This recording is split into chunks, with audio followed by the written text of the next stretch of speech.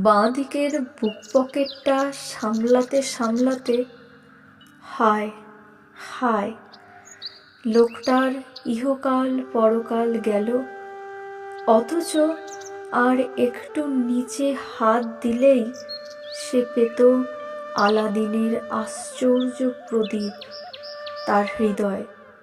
লোকটা জানলই না, তার কড়ি গাছে কড়ি হলো, লক্ষ্মী এলো রণ পায়ে, দেয়াল দিল পাহারা, ছোট লোক হাওয়া যেন ঢুকতে না পারে। তারপর একদিন গোগ্রাসে গিলতে গিলতে 2 আঙুলের ফাঁক দিয়ে কখন খসে পড়েছে তার জীবন, লোকটা জানলই না।